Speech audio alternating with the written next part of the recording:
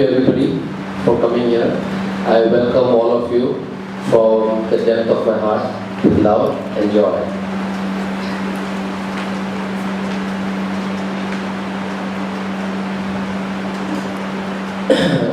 As always, Anjali ji is always very generous in giving lot of praises. To be honest, I'm just a mirror and a reflection of how beautiful you all are here to learn this truth. That's the beauty. I'm just a piece of furniture, mirror, that's all. Not much worthy of anything. But Anjali ji is, you know how she is. You see, the most important thing is before I give a talk, it's very important for me to know why you all are here. I can start giving a talk on meditation, how to meditate and go with my normal talk, but the important thing is what makes you come here? What are the questions that you have? Because let's say that you decide that you want to go and learn French and you find out that the class that you attended is not French but Italian. Then you got in the wrong class, right? You wanted to learn French, but this professor or this teacher is teaching you Italian. And guess what? He's teaching you Italian through a German language. Now,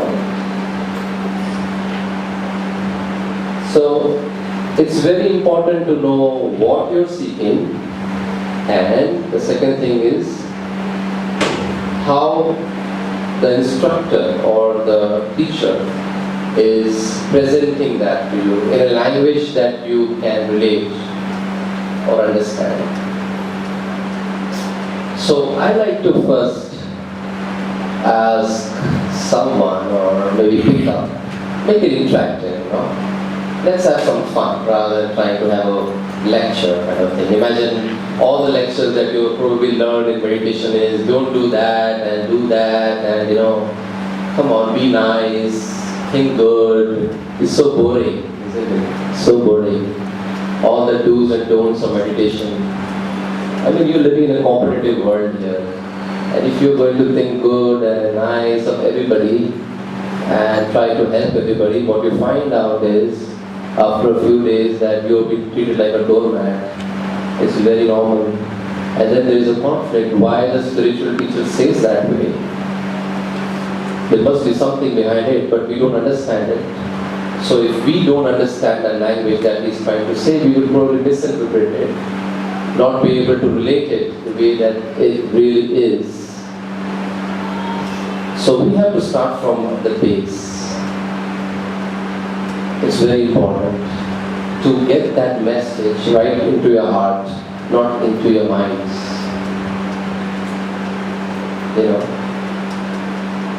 Are you understanding what I'm saying? The world, as you say, is so much of, around you is there's so much of conflicting stuff happening from what spiritual teachers are telling you. Be in love, but do you see love around? No. You don't have to go to the world to see who's bombing whom. You can look at your own house and see who's bombing you. Every time there is something going on. Aggression, agitation, frustration, disappointments. So if I'm going to mentally grasp all that as a mental concept that, spiritual people say, be nice, be good, which is very nice, but if I'm going to just invite that as a immorality, then I have missed the real spiritual message. You've missed something, you've only grasped it mentally. So that's why I'm asking you, the what is very important.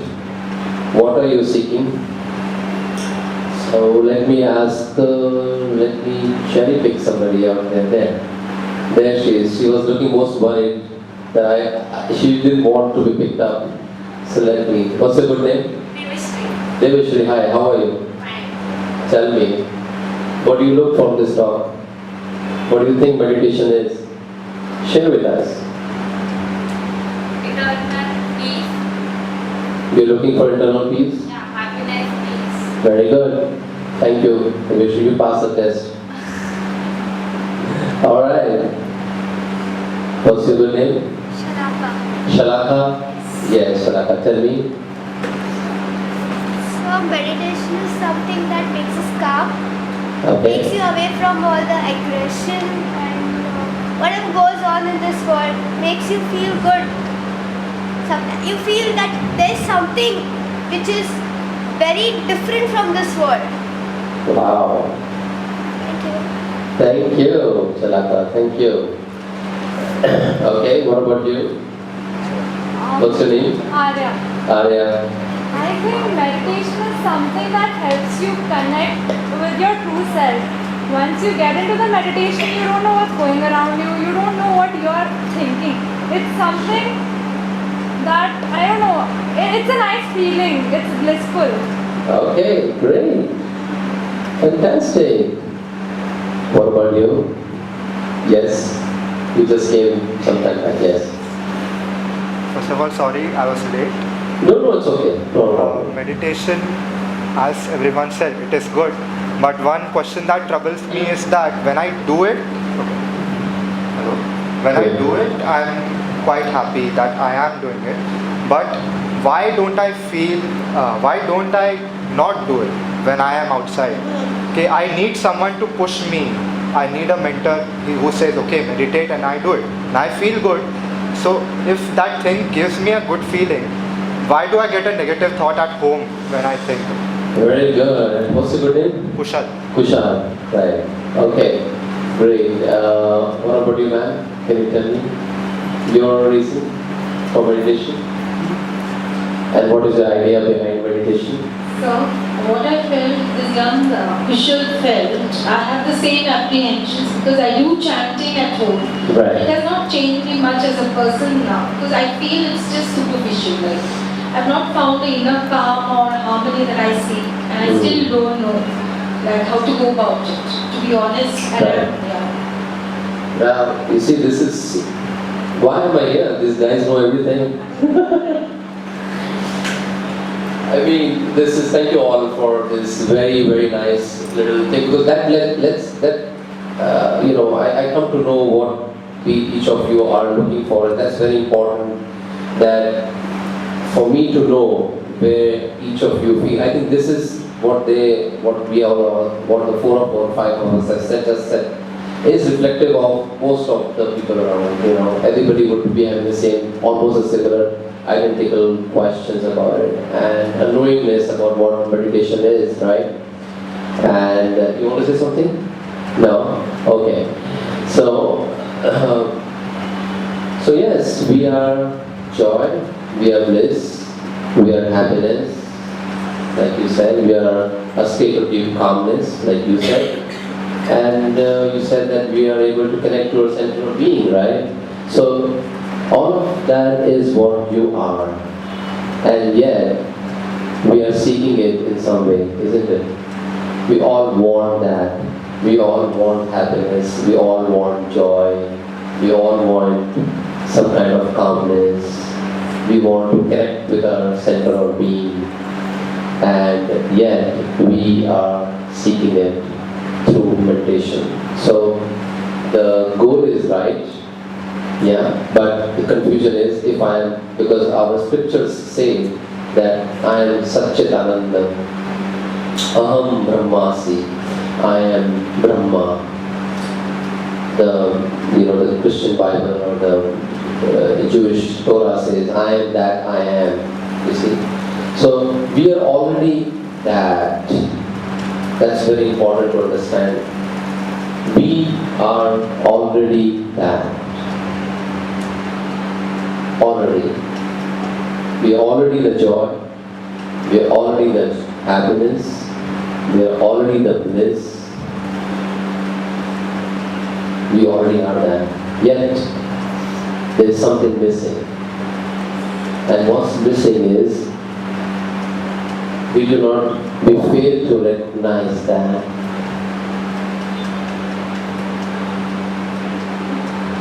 it's not a permanent experience in my awareness that I am that joy.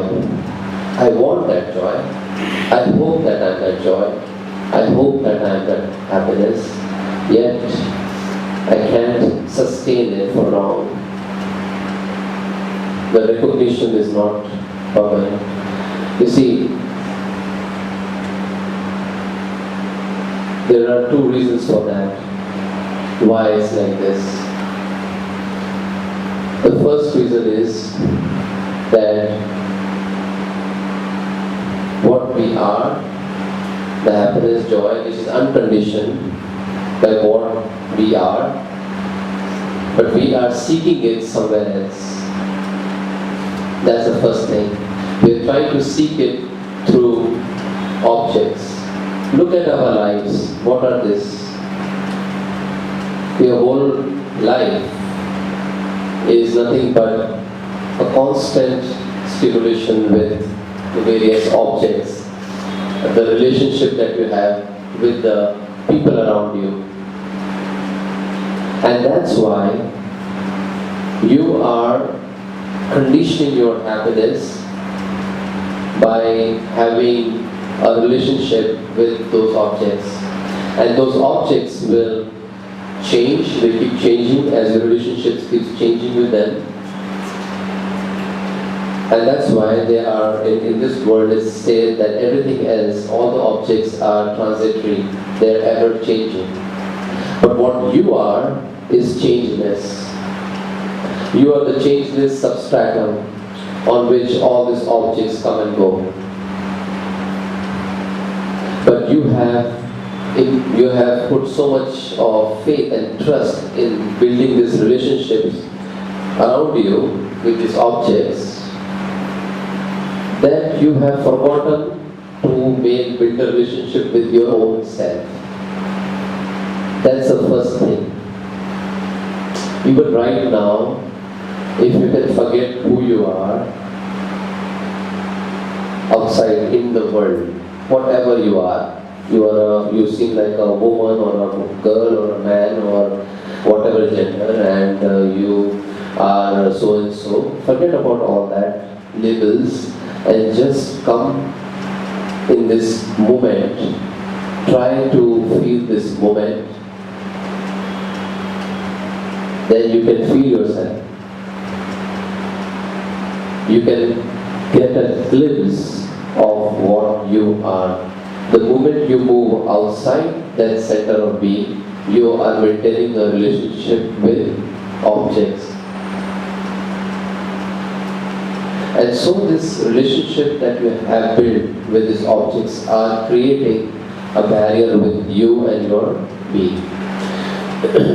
It's not that you have to be in denial of these objects. It's not like that. But you need to ascertain your own faith in yourself. You have to revisit yourself. Frequently visit yourself. How often do you visit yourself? Whatever work you do, howsoever work you are doing, is that more important than the fact that you exist? Your existence is the greatest blessing that you have got. And no matter what work you are doing, or whatever relationship you are having, or whatever happiness that relationship is giving you, yet your core existence is the most precious of all. Isn't it? So start to worship your existence first. Right? So we are looking at, so the first problem is we are looking at happiness at a wrong place. That is the reason why we are not getting, okay, sure. That is why we are not getting the same result, we are not getting the results of what we are. We are not getting the results of what our scriptures are telling us. So the first step is consistent and constant recognition about yourself. Come and revisit your beingness again and again, frequently, and today I'm going to talk about it a little bit in terms of what it means to be visiting, in terms of what do you mean by recognition of yourself. So the first thing is recognition. And the second thing is we have not developed the skills. Meditation is a skill more than anything else. If you look at meditation as a skill, then maybe you'll be able to unravel the mysteries of spirituality. We have taken meditation as or any kind of spiritual thing to be more about, some kind of impositions upon ourselves, some kind of morality things on ourselves imposed upon us. But look at it in this way, that what if meditation is actually a skill? Just like how you learn to drive a car, and venture into it in that way, something interesting that you want to learn, rather than something that has been told to us by our,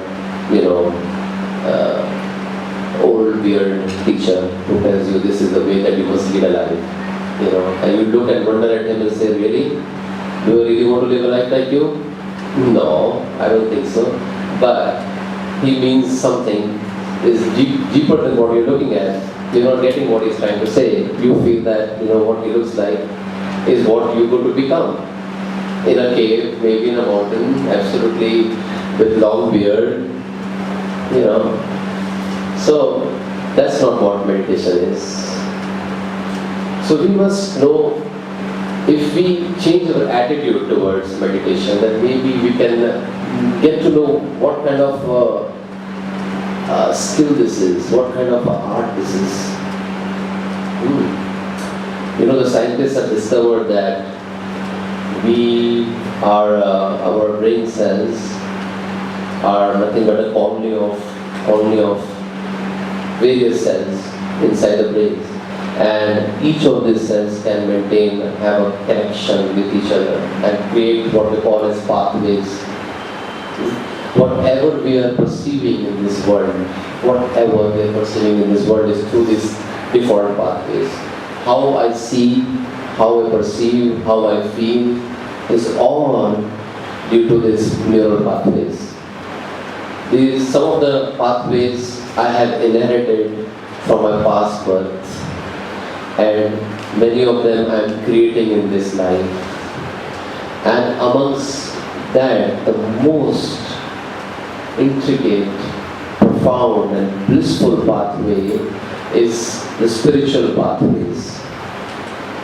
The number of cells interconnecting with each other, creating these neural pathways, the number of connections that I can create, what the neuroscientists have discovered, is more than the atoms that are there in this universe.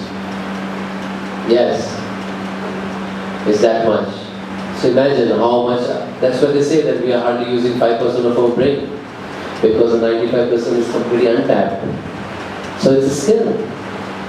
Do you remember anybody who's, whenever you learn something new art or something new, something like let's say driving a car, right?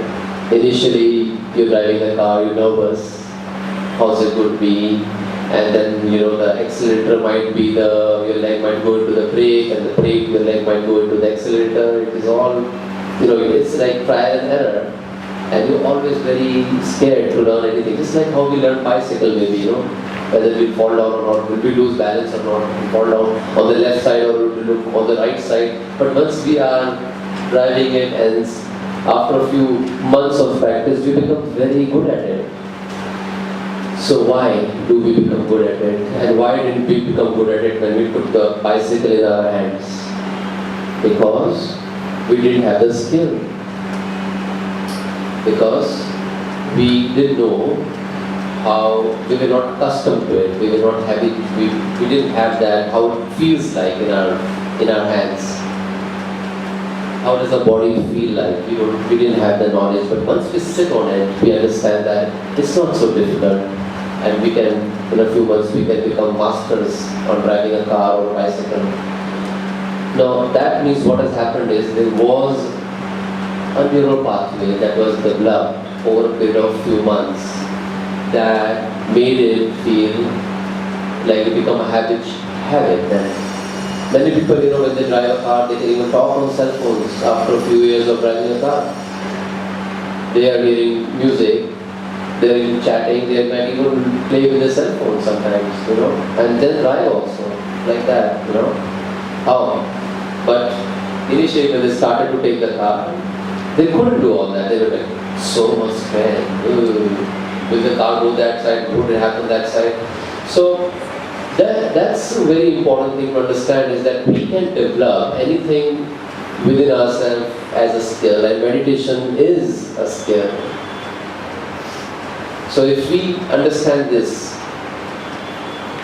then we get a very deep insight, and our glimpse, that is our recognition of us being just blissful, a little calmness, will be spread over longer duration of our lives.